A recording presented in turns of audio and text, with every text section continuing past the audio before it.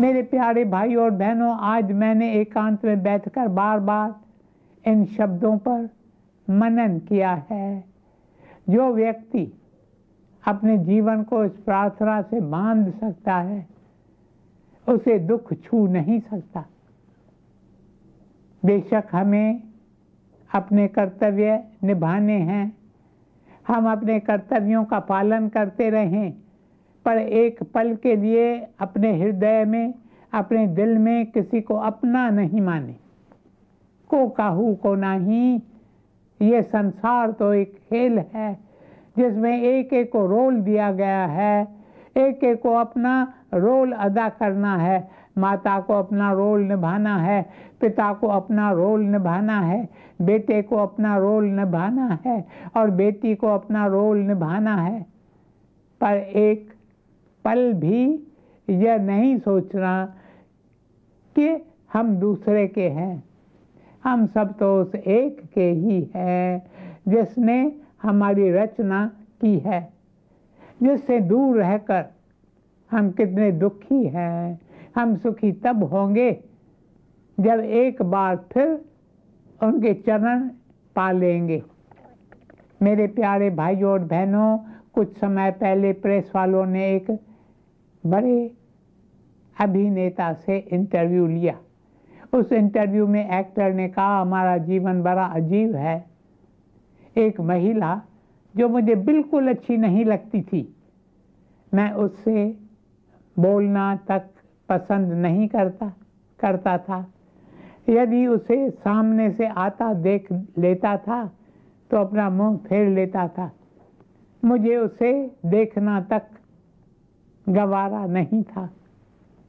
एक नाटक में उस महिला को मेरी पत्नी का रोल दिया गया।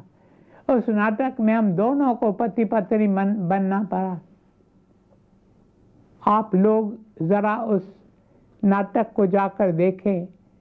उसमें मैंने क्या तो उस महिला से प्रेम किया है, क्या तो उससे प्रेम का इजहार किया है।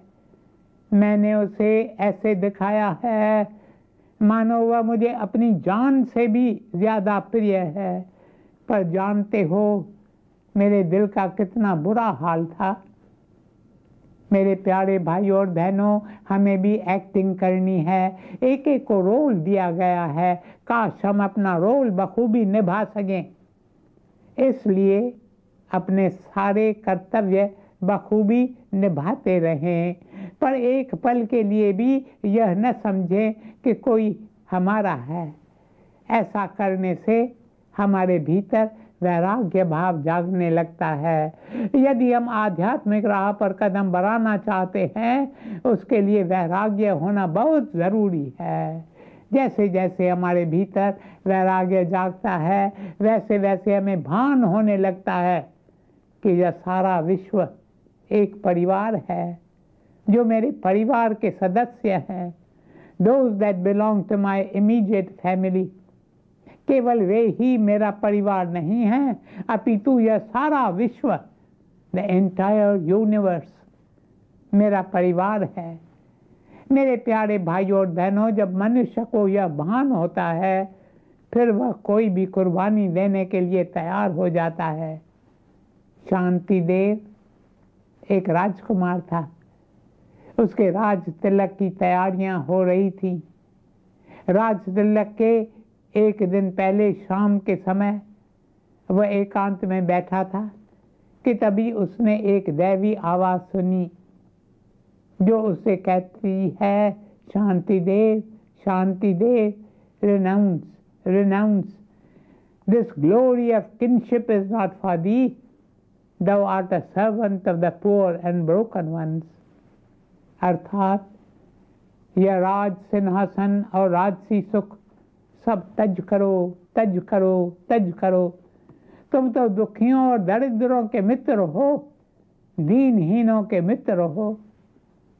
मेरे प्यारे भाई और बहनों, जिसके दिल में वैराग्य की भावना जागती है, उसके मन में यही विचार उठता है कि वह जिस तरह सारी मानव जाति की, उससे बढ़कर सारे विश्व की सेवा करे। सुखी होने का यही सही तरीका है। This is the true way to be happy. If a person wants to be happy, he must completely dedicate himself to God and to God's suffering creation. आपने देखा है ना, साधु वासवानी मिशन के बाहर चौक पर गुरुदेव साधु वासवानी जी का पुतला बना हुआ है। उसके चबूतरे के एक तरफ उनकी एक शिक्षा मराठी में दी हुई है, जिसके शब्द हैं, तुम्हाला सुख हवे का, मग सर्वाना सुखी करा। अर्थात तुम सुखी होना चाहते हो तो जाओ सारे विश्व को सुखी करने की कोशिश करो। मेरे प्यारे भाई और बहनों, दक्षिण भारत में एक संत हो गए हैं, आपने शायद उनका नाम नहीं सुना होगा। उनका नाम है कपिल। वे अपने शिष्यों से कहते थे, do one thing at a time, but do it the best way possible and don't postpone it until tomorrow. वे कहते थे, एक समय पर तुम एक ही काम करो, उसे पूरी लगन और मेहनत से करो। ऐसा नहीं मैं ये भी करूँगा, मैं वो भी करूँगा। मैंने कई लोगों को देखा है, वे अपने साथ डायरी लेकर घूमते हैं, फिर वे मुझे डायरी दिखाकर कहते हैं, आज हमें ये 35 काम करने हैं। मेरे प्रियजनों, तुम 35 काम अवश्य करो, पर इस पल में केवल एक काम का ध्यान करो, बाकी के 34 काम भूल जाओ। यदि 35 कार्यों के बारे में सोचेंगे तो तुम्हारे दिल पर इतना बोझ होगा कि तुम एक भी काम नहीं कर पाओगे। संत कपिल कहते थे, एक समय पर एक ही काम लो और उसे सबसे बेहतरीन ढंग से करो। हर कार्य कई तरीकों से किए जा सकते हैं, उनमें से कुछ तरीके सही हैं और कुछ गलत हैं, पर केवल एक तरीका है जो सबसे उम्दा है। You must do it in that way because it is your offering to the Lord. आगे संत कपिल कहते थे, जो भी करना है उसे आज ही करो, उसे कल पर मत टालो। संतों ने हमें शिक्षा दी है, जो कल करना हो उसे आज करो, जो आज करना हो सो अब।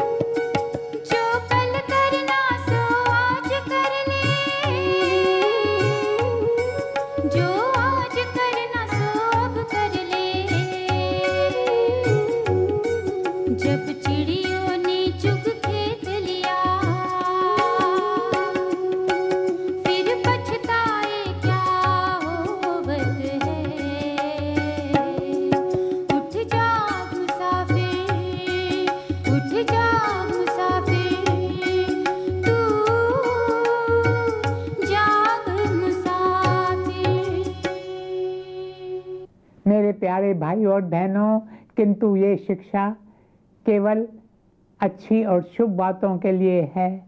ऐसे नहीं कि जो बुरी और अशुभ बातें हैं उन्हें मैं आज ही कर डालूं। हमें अच्छी और शुभ बातें ज़रूर करनी चाहिए, क्योंकि इस बात का कोई भरोसा नहीं है कि कल हम संसार में होंगे भी या नहीं।